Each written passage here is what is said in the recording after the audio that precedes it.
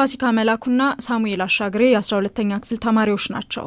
እነሱም በመምህራኖቻቸው አማካኝነት ዘመኑ ያፈራቸው ዲጂታል የመገናኛ ዘዴዎችን በመጠቀም ለትምህርታቸው የሚያግዙ መርጃ መጽሐፍትን ያገኛሉ። ለዚህም በትምህርት ቤታቸው የሚገኘው ዲጂታል ቤተ መጽሐፍት እያገዛቸው ነው። ትምህርት ይዘቶች የሚተላለፉባቸው ግሩፖች ምናምን እንቀላቀላለን።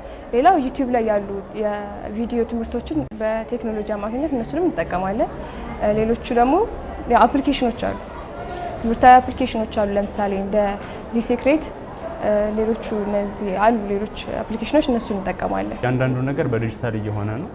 በዚህ ትምህርት ቤትም ደግሞ የምናገኘው የዲጂታል ትምህርት በዋነኝነት አይሲቲ ነው። አይሲቲ ላይ በጣም ብዙ ነገሮችን እየተማርን እንገኛለን። ዲጂታል ላይብራሪ ላይ እስከፈለግነው ሰዓት በቃኝ ብለን እስከምንወጣ ድረስ እስከ 11 ሰዓት ከቻልን እስከ 12 ሰዓት እየቆየን እያጠናን እንገኛለን። በእንደዚህ አይነት ሁኔታ ነው። ዲጂታል 2025ን አጠናቃ ወደ ዲጂታል 2030 የተሸጋገረችው ኢትዮጵያ የትምህርት ዘርፉን በዲጂታል መንገድ ለመደገፍ የተለያዩ ስራዎችን ሰርታለች። ዲጂታል ሊትሬሲን ከማስፋፋታችን በፊት የሰራናቸው በርካታ ስራዎች አሉ። በተለይ ከፋውንዴሽናል የሚባሉ ከኮኔክቲቪቲ ከኢትዮ ቴሌኮም ጋር በመሆን ለዩኒቨርሲቲዎቹ በቂ የሆነ ባንድዊድዝ መስጠት፣ ስኩሎችንም እንደዚሁ በመንግስትን በሚገኘው ሀብት በዲቨሎፕመንት ፓርትነር በሪጅኖቹም ትምህርት ቤቶችንም በተለይ ሃይ ስኩል ላይ ብቻ ፎከስ አድርገን የመማር ማስተማር ስራውን ለመደገፍ ፈተናዎችን ለመደገፍ በሚያስችል መልኩ የኮምፒውተር ላቦችን አስፋፍተናል። እነዚህ የመሰረተ ልማት ስራዎች ናቸው በዲጂታል 2025 የተሰሩ። ዲጂታል 2025 በተተገበረበት ወቅት መምህራንን በዲጂታል ክህሎት የዳበሩ እንዲሆኑ ስልጠናዎች ተሰጥተዋል። የ12ኛ ክፍል ብሔራዊ ፈተና በበይነ መረብ መደረጉ ከዲጂታል 2025 ውጤት ውስጥ ይገኝበታል። ይህም ትክክለኛውን የተማሪዎች አቅም ለመለየት እድል ፈጥሯል።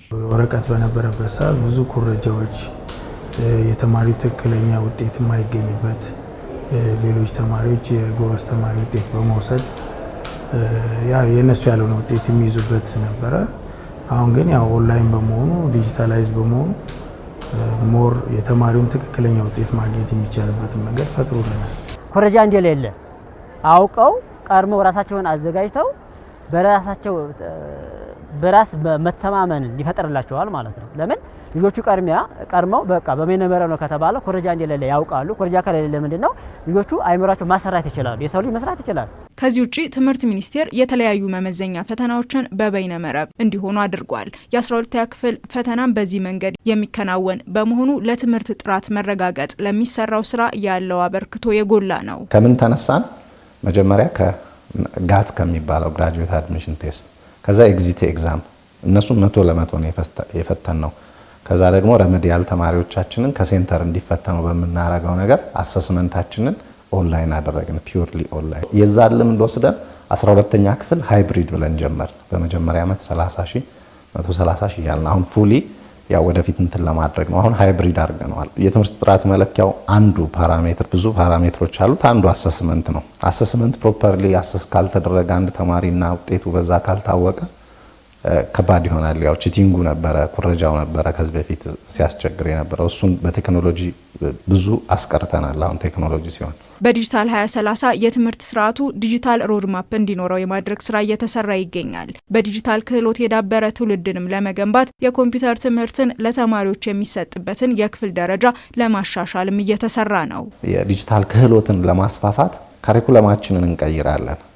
ኮምፒውተር ሳይንስ አዘ ሰብጀክት ከ7ኛ ክፍል የሚሰጠውን ከአንደኛ ክፍል ጀምረን መስጠት እንጀምራለን። ጥናት ጀምረናል። ኦልሬዲ ወደ ስራ ገብተናል። ቤዚክሱን ከአንድ ጀምረን እንሰጣለን።